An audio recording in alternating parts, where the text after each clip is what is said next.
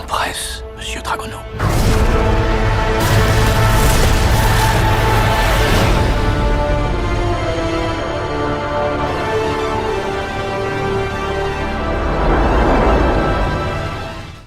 Bonjour à toutes et à tous, c'est Valou, bienvenue pour cette toute nouvelle vidéo pour les Animaux Fantastiques. Si vous aviez aimé les spin-offs du Marvel Cinematic Universe, si vous aviez aimé le DC Cinematic Universe, si tu as aimé le Star Wars Cinematic Universe, et ben maintenant on en est au Harry Potter Cinematic Universe, parce que de toute façon faire des spin-offs c'est mieux, c'est plus simple. Réalisé par David Yates, l'homme qui a fait Tarzan, voilà, le pire film de l'année 2016. En fait je vais me barrer, voilà, je me casse, je vous laisse.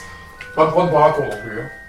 Eh ben des trucs de balade, j'en ai vu un paquet, mais là... La saga Harry Potter, comme quasiment, je pense 99% des gens de ma génération, voire même d'avant, voire même d'après, j'étais fan d'Harry Potter, le premier, le deuxième, le troisième, qui avec l'univers d'Alfonso Cuarón était pour moi fabuleux. Les Animaux Fantastiques est un bon film. C'est un bon film, voire même un très bon film. Ce serait un très bon film si la première demi-heure, je l'avais pas trouvé assez longue. Il y a une sorte de côté enchanteur qu'on retrouve des premiers Harry Potter, qu'on retrouve de l'univers de J.K. Rowling en règle générale, qui avait pas réussi à imprimer David Yates. Alors en même temps, il a eu le courage de reprendre Harry Potter à partir du 5e, où tout devient dark, où Voldemort a vraiment une prestance incroyable, et où fatalement, bah oui, le côté un petit peu enchanteur des maisons de Poudlard, etc., on le laisse un peu de côté, parce que l'histoire fait en sorte qu'on doit...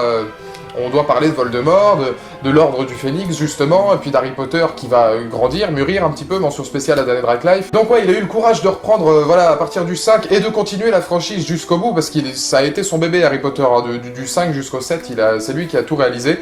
Donc là, je peux pas lui en vouloir, et il reprend les Animaux Fantastiques d'une main que je qualifierais presque de main de maître, finalement, puisque il n'y a pas grand-chose à reprocher à ce film. L'histoire, somme toute, est d'ailleurs assez simple, c'est l'histoire de Norbert Dragono, qui est un...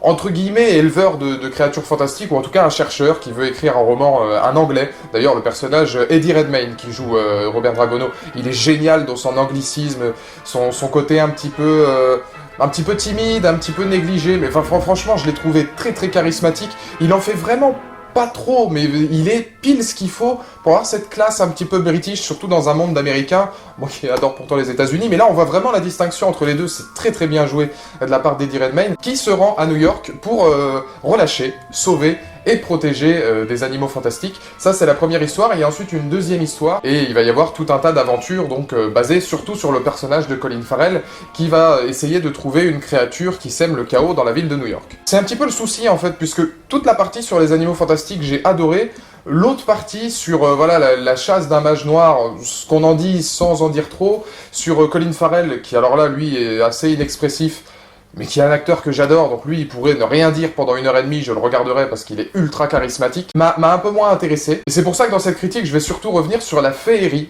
des Animaux Fantastiques, parce que c'est ce qui m'a le plus bluffé. C'est la première fois que j'ai un aussi bon public à Tourcoing, qui se marre à toutes les vannes. Et ça, c'est super important, puisqu'il y a énormément d'humour, surtout sur la part du personnage qui est boulanger, donc un des meilleurs amis de Norbert Dragono à New York. Toutes les vannes sont bien trouvées, et le fait que le public t'ambiance un petit peu et se marre à toutes les vannes de bon public, de bon cœur, ça te fait marrer aussi, et ça c'est la marque d'un bon film, quoi. C'est vrai que si le public est là, un peu comme dans une salle de théâtre, si le public est là pour te faire aimer et pour te faire rentrer encore plus dans le film, bah forcément tu vas trouver que le film est top, quoi. Et ça c'est ce qui s'est passé, c'est la première fois à Tourcoing que le public applaudit à la fin d'un film.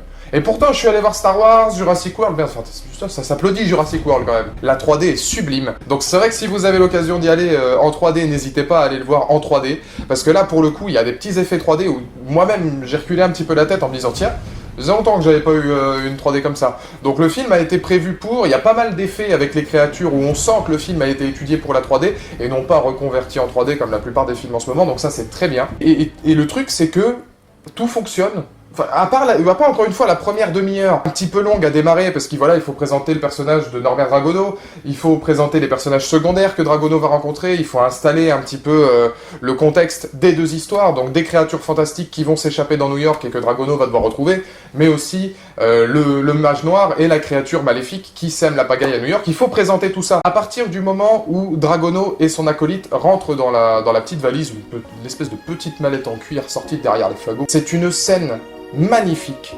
de poésie, de cadre, de mise en scène, d'effets visuels.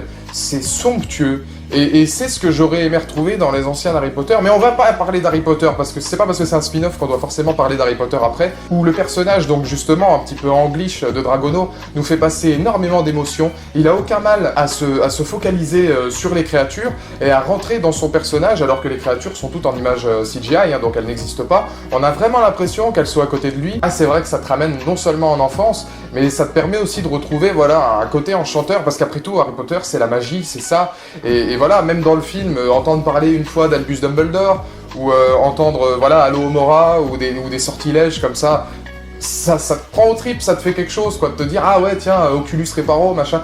C'est des trucs que t'avais l'habitude d'entendre il y a 10 ans, enfin moi c'est des trucs que j'entendais il y a 10 ans quand je regardais Harry Potter 2, 3, quand Hermione réparait les lunettes d'Harry, quoi. Puis la classe de Colin Farrell, justement, la chute avec le personnage de Colin Farrell à la fin, je dis rien, mais t'es devant l'écran, tu fais... Mais what the fuck, mais qu'est-ce qu'il fait là, lui? Enfin, je vous dis rien, mais même la chute est bien trouvée. C'est vraiment jouissif à regarder, de retrouver cette mythologie, cette magie, cette envie, voilà, de donner quelque chose, de faire rappeler quelque chose. Là où David Yates, peut-être dans Harry Potter 5, 6, etc., s'était dit, je vais suivre la trame de J.K. Rowling. Là, on sent que sur les Animaux Fantastiques, il a envie de faire voir aux spectateurs qu'on peut retrouver cette magie qui était peut-être un peu perdue parce que le scénario et l'histoire de Lord Voldemort faisaient en sorte que on perdait un petit peu ce charme et cet amour de la magie pour des fins plus tragiques.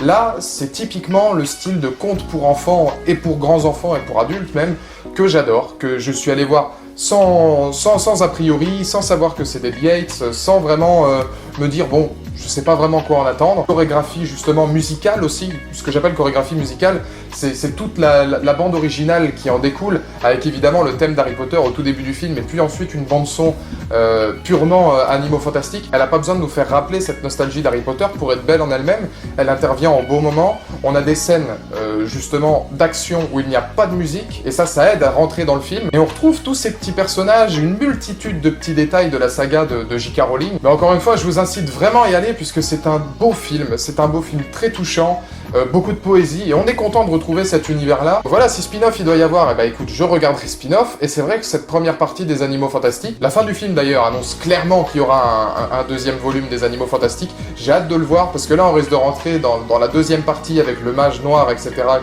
que tout New York et que toute la société de la magie recherche. Là aussi c'est génial, je veux dire, voir la société de la magie, entendre parler de l'école universitaire américaine, puisque nous jusque maintenant on en était resté qu'à Poudlard, et éventuellement les Bulgares, les Français, etc.